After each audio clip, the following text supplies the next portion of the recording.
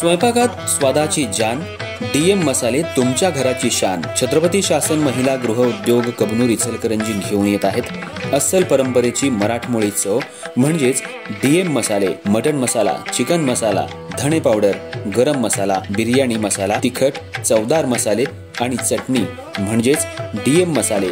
तर आजच आपल्या जेवणाची रंगत वाढवण्यासाठी केमिकल विरहित डीएम मसाले, गृहिणींच्या मनातले मसाले आणि चटणी अवश्य वापरा। डीएम मसाले महिला बचत गटाद्वारे करणारे स्वच्छ माफक दरामध्ये म्हणजेच डीएम मसाले। संपर्क दिव्याताई मगदूम, मोबाईल 91 30 80 22 55।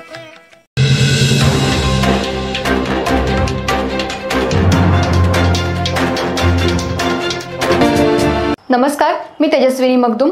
एम मराठीमध्ये आपल्या सर्वांचं स्वागत आहे। पाहूया ठळक घडामोडी। इचलकरंजी शहरातल्या आणि महाराष्ट्र राज्यातल्या लिंगायत समाजाला सरसकट महात्मा बसवेश्वर आर्थिक विकास महामंडळाचा लाभ मिळावा या मागणीसाठी आज शहरातल्या समस्त लिंगायत समाजाच्या वतीनं प्रांताधिकारी कार्यालयावर भव्य मोर्चा काढण्यात आला। श्रीमंत घोरपडे नाट्यगृहापासून मागण्यांच्या घोषणा देत मोर्चाला प्रारंभ झाला।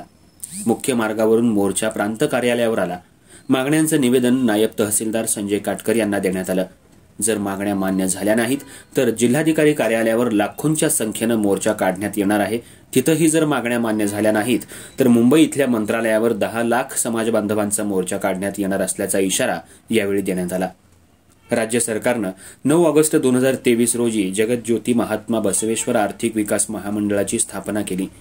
मंडळाची स्थापना करताना सरकारनं ओबीसी दाखला असलेल्या लिंगायत समाज बांधवांना लाभ मिळावा अशी अट घातली आहे।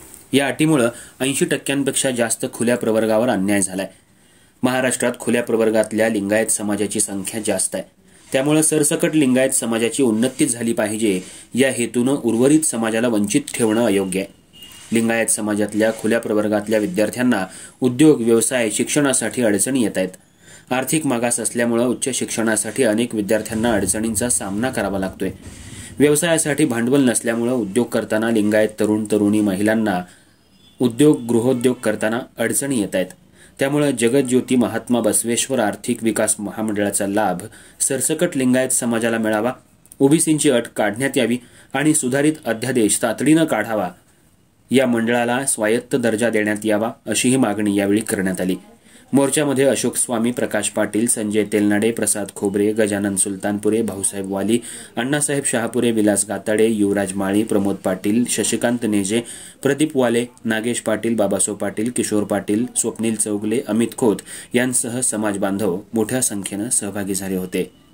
बसवेश्वर आर्थिक विकास महामंडळ जे आहे त्याच्यामध्ये लिंगायत समाजामधल्या काहीच घटकांना त्या ठिकाणी आर्थिक फायदा त्या ठिकाणी मिळालेला आहे। मुख्यमंत्री देवेंद्रजी फडणवीस साहेबांनी आमच्या मागणीवरनं जे महात्मा बसवेश्वर आर्थिक विकास महामंडळाची जी स्थापना केलेली आहे, ज्याला मान्यता दिलेली आहे, यावर्षी त्याचं 50 कोटी रुपये बजेट होतं, त्याच्यामध्ये फक्त 10 ते 12 लोकांनाच त्याच्या सवलती मिळालेल्या आहेत। तर संपूर्ण लिंगायत समाजामधल्या घटकांना या आर्थिक सवलती मिळाव्यात या दृष्टीनं आमचे प्रयत्न त्या ठिकाणी आहेत आणि ते निवेदन आज आम्ही प्रांत अधिकाऱ्यांना या ठिकाणी दिलेलं आहे। पुढच्या परिस्थितीमध्ये याच्यामध्ये आता स्थानिक आमदार, खासदार या सगळ्या मंडळींनी लक्ष घालण्याचं ठरवलेलं आहे। त्यांच्या माध्यमातून मुख्यमंत्री, दोन्ही उपमुख्यमंत्री आणि समाज कल्याण मंत्री यांच्यापर्यंत निवेदन पोहोचवण्याचा प्रयत्न त्या ठिकाणी होणार आहे। जर मिटिंग लागली, त्यातनं आमचे जर प्रश्न सुटले तर ठीक, नाहीतर पहिल्यांदा कोल्हापूर जिल्हाधिकारी कार्यालयावर 1 लाख लोकांचा मोर्चा आणि जर त्या ठिकाणी कोल्हापूर जिल्हाधिकारी कार्यालयावर जर सुद्धा आमचा प्रश्न जर सुटला नाही तर 10 लाख लोकांचा महाराष्ट्रातल्या लिंगायत समाजाचा मोर्चा हा त्या ठिकाणी मुंबईमध्ये मंत्रालयावर धडकल्याशिवाय आम्ही लोक गप्प बसणार नाही आणि आमची मागणी जोपर्यंत मान्य होणार नाही